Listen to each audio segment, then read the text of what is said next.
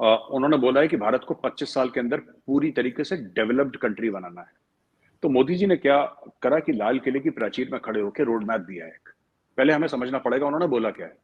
This is a road map. उन्होंने आपको नक्शा बना के दे दिया कि बॉस आप जाओ इधर, यू गो देयर। अब मिनिस्ट्रीज वर्कआउट करेंगे रोड मैप कैसे कंप्लीट करा जाएगा। ठीक है, आपका किस लेवल का इंफ्रास्ट्रक्चर होना चाहिए, आपका किस लेवल का और चीजें होनी चाहिए आपके।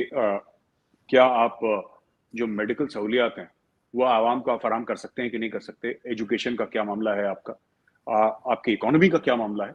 ये सब जो चीजें हैं इन पे काम चल रहा है। इकोनॉमी अच्छी चल रही है लेकिन और अच्छी चलनी चाहिए। हमारे हमारे स्टेट्स हैं जो जिन्होंने $1-1 ट्रिलियन के टारगेट ले रखे हैं। यूपी ने ले रखा है, महाराष्ट्र का मामला है जो they will take. In fact Bombay का ही करीब 300 350 400 अरब डॉलर का बॉम्बे का ही जीडीपी है, सिर्फ बॉम्बे शहर का। तो ये सब हमारे 2-3 स्टेट्स हैं which are very capable of being $1 trillion states. तो आरजू जी ये करेंगे और इस तरीके से इकोनॉमी बनेगी इंडिया की 5 ट्रिलियन की, और 15 ट्रिलियन की भी बनेगी गॉड विलिंग। और ये सब होगा। तो इसके पीछे बेसिकली क्या हुआ ना कि मोदी जी ने जब लाल किले से बोला, मैं कई बार लोगों, मेरे पाकिस्तानी दोस्त ने बोला भी कि मोदी जी ने जो बात बोली, मैंने बोला बात नहीं बोली। When a prime minister of India speaks from red fort, वो गवर्नमेंट की पॉलिसी बयान कर रहे होते हैं, वो अपनी राय नहीं देते। वो एक प्राइवेट राय नहीं है कि ड्राइंग रूम में बैठे मैंने आपको एक स्टोरी सुना दी कि आरजू जी अच्छा इंडिया की इकोनॉमी ऐसी चलेगी ना, नहीं। This is policy of the government of India. जो गवर्नमेंट ऑफ इंडिया की पॉलिसी है उसको बयान करा है। यानी कि इंडिया जब 100 साल की आजादी हो जाएगी भारत की, when India completes 100 years of independence, India should be a fully developed country, like any country in Europe, like America, like any other country. Development मतलब ये नहीं कि आप सबसे बड़े सुपर पावर होंगे दुनिया में, या सबसे ज्यादा आपकी मिसाइलें होंगी या न्यूक्लियर बॉम्ब होंगे। That is not development. आपका हर एक बच्चा पढ़ा लिखा होगा, आपका वर्ल्ड क्लास इंफ्रास्ट्रक्चर होगा, सबको access to top class health care होगी, सबकी जो अर्निंग कैपेसिटी है वो एक खास ग्लोबल लेवल पे पहुंच जाएगी, लोगों का एक खास लेवल का इन्वेस्टमेंट आएगा, भारतीय खास लेवल। और अभी जो इंडिया की ग्रोथ है ना, वो थोड़ी सी ऐसी है कि जैसे इंडिया के गौतम अदानी हैं, वो दुनिया के टॉप 10 में आ गए हैं, नंबर 4 या नंबर 5 ऐसे ही हैं गौतम अदानी। बिल गेट्स को पीछे छोड़ दिया। फिर मुकेश अंबानी भी ऐसे हैं। फिर कुछ लोग हैं जो बहुत गरीब हैं, जो दिन में सिर्फ एक बार खाना खाते हैं।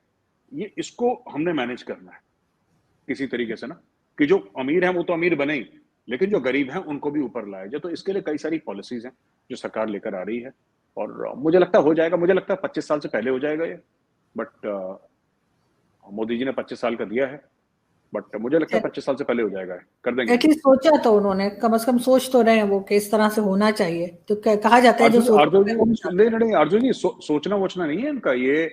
ये बहुत खिलाड़ी लोग हैं ये लोग। ये सोचा नहीं है, कर देंगे।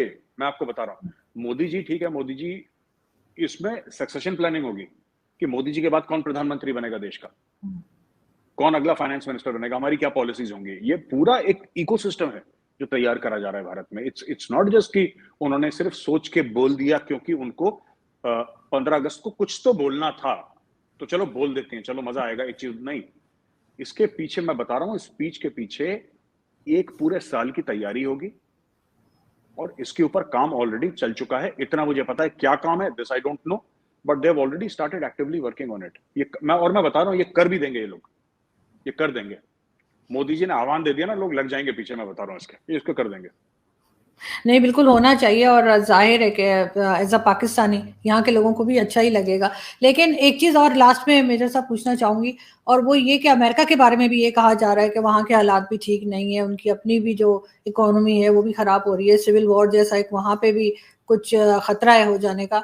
अगर ऐसा हुआ तो आपके ख्याल से फिर क्या चाइना को या रशिया को फ़ायदा होगा, किसको फ़ायदा होगा इससे? नहीं देखिए, मुझे नहीं लगता अमेरिका में कोई सिविल वॉर हो रहा है। इकोनॉमी रिसेशन की ओर जा रही है अमेरिका की, ये बात सच है। पर ये पूरी मार ना, देखिए बात ये होती है आरजू जी की, पूरे ग्लोब में मार पड़ रही है ये। हुँ, इंडिया थोड़ा सा स्टेबल है, लेकिन सबको मार पड़ रही है, सिर्फ ये अमेरिका को नहीं पड़ रही। और दूसरी चीज, जब आप अरबों खरबों खर्च करेंगे ना जंगे लड़ने में, इनको जैसे अफगानिस्तान में इन्होंने, ठीक है इनके कंपनीज को फायदा हुआ, लेकिन आम अमेरिकन को तो घाटा हो गया ना। अब अमेरिका को अब अकल आई है कि अफगानिस्तान में क्या करना है। इन्होंने किर्गिस्तान या कजाकिस्तान कहीं पे अपना ड्रोन का बेस बनाया, वहां से ड्रोन मारेंगे ये, ठीक है। और अमेरिका कुछ कुछ पैसे लगाएंगे, कुछ 100-200 मिलियन का बजट बनाएंगे, जो कि अमेरिका के लिए पीनट्स हैं बिल्कुल, और नदर्न अलायंस को खड़ा कर दें अगर इनको तालिबान को लाइन पे लाना है तो। अगर इनको नहीं लाना लाइन पे तालिबान को, फिर अलग बात है, लेकिन अगर इनको लाना है लाइन पे और तालिबान को टाइट करना है, तो नदर्न अलायंस बैठा हुआ है। फंड ही तो करना है आपको नदर्न अलायंस को, आपको पैसे देने हैं, आपको हथियार देने हैं। हथियार और पैसा दो चीजें जो अमेरिका के पास भर भर के हैं। अमेरिका देगी, वो गुलबदीन हिकमतयार और पूरे जितने भी इनके पुराना ये गैंग है ये सब खड़ा हो जाएगा। और एक और चीज, लोगों को ये लगता है कि Afghanistan is Pashtun majority, that is not true.